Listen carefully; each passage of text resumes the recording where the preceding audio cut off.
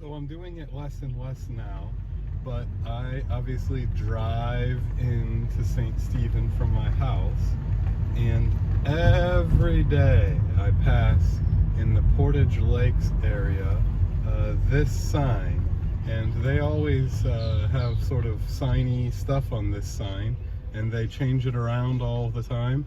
And now, because of what's been going on, this place has lately had this same sign up, and I've been thinking about it, and I want to talk to you about it today. So when you see this, I don't know what comes to mind for you. My bet is that you probably see that it's a really bad dad joke. But I have this theological training that screams inside of my head, and so I see and hear a handful of things. Maybe even more than that it's a dad joke. I see that it talks about Moses, which has a tie into the Old Testament. It talks about the Hebrews, which Hebrews are the people that Moses are, again, Old Testament, even up till today, but a book in the New Testament. And I also see this thing about perfect balance. So having looked at this sign, today I would just like to commence with what will be for us an ongoing study of the book of Romans. If you have free time on your hands, if we do this together, and by the end of the next 2 weeks or so, you could have read through and thought through the whole book of Romans. We'll begin today with chapters 1 and 2, which if that sounds overwhelming, you can just sort of skim or peruse those, or I would invite you to read them more in depth. And I also want to point out, which I will do in a moment, a couple of verses in there in particular. But I want to think about this sign and how it pertains to the book of Romans, and then how it pertains to us. So I talked about how the sign seems to talk about three things. First of all, an Old Testament with Moses and the Hebrews, which also hints to the New Testament. The New Testament is made up of 27 books. In the New Testament, of these 27 books, as many as 14 of them have been attributed to St. Paul. Now, I am probably overgeneralizing, but we are the people of St. Paul, especially as Lutherans. We tend to be very Pauline in our thinking. Luther was very Pauline. So a lot of who we are and a lot of our theology comes from Paul. Beyond that, these 14 books, a lot of study has been made of them. When we attribute 14 books to St. Paul, one of them, the book of Hebrews, which is kind of referenced on this sign, is pretty dubious. Paul probably did not write that. That leaves us with 13. Of those 13, Paul probably or assuredly only wrote about 7 of them. And one book out of all of them, Romans, is really the one that is the most Pauline and is most likely that Paul wrote. So this is a lot of what goes through my head when I see this sign. Crazy, I know, but this is a little bit of what I'm thinking about. I'm thinking about Paul, how Pauline we are, and how Hebrews wasn't written by Paul, and but we're told that it is. And I think a lot about how Paul's theology or thinking comes to me, and this is a lot of what I'm thinking about, and a lot of what I would like for you to think about.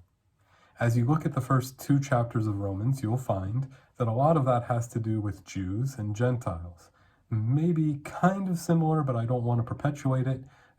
Similar to this split between Moses and the Hebrews, and then the Hebrews.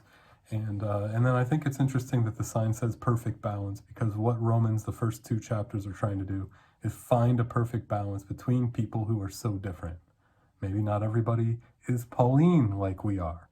And so we're trying to find a perfect balance. And this is a bit of what it means to be people of faith. And this is, believe it or not, what all goes through my mind after I've seen this sign and I'm driving down the road. And this is how I'd like to introduce the book of Romans, to consider this sign and to think like this. That we all, no matter how different we are, and no matter how well we are doing at finding a perfect balance, are called together. Indeed, I would say that we cannot find a perfect balance, like this sign references, on our own. This is what Romans is about. How we all, no matter how different we are set correct under God. We are filled with God's presence, and we are set into a certain life, into a certain being. So, coming together, we stop looking at each other for what's wrong, which is hard to do in churches, by the way, right? We want to find what's wrong and what's difficult about it. And a lot of people who don't come to church, who are the others, will say, "Oh, churches are a hard place to come to," so they, avoid it because it's a kind of a negative place sometimes. Romans sets us aright, and it puts us by God's Holy Spirit and under Paul and under Luther into a right alignment. And that alignment is an alignment that only God can give us, and it's something that we all do. And I want to read to you from Romans, from the first chapter, what I think is the most important part of it, beginning with the 16th verse. "For I am not ashamed of the gospel. It is the power of God for salvation to everyone who has faith, to the Jew first and also to the Greek. For in it the righteousness of God is revealed through faith for faith. As it is written, the one who is righteous will live by faith." So the reminder to me, and the reason why we'll start this looking at Romans is that we can't find perfect balance on our own. We kind of know that at this point. But what we are told with Romans is that no matter who we are, and no matter how spread out we are, no matter how we view this sign, super theologically or just as a bad dad joke, we're gathered together. And instead of being people who look at our differences and point fingers at one another, we are hopefully turned into people that are filled with God's Spirit, and that instead of looking for our differences, we start looking for the beauty of what God has done in each of our lives. So this is the first section of Romans. I would like for you this week to think about Romans chapter 1 and chapter 2, and I will release another part of this video where we'll study together further in the coming days.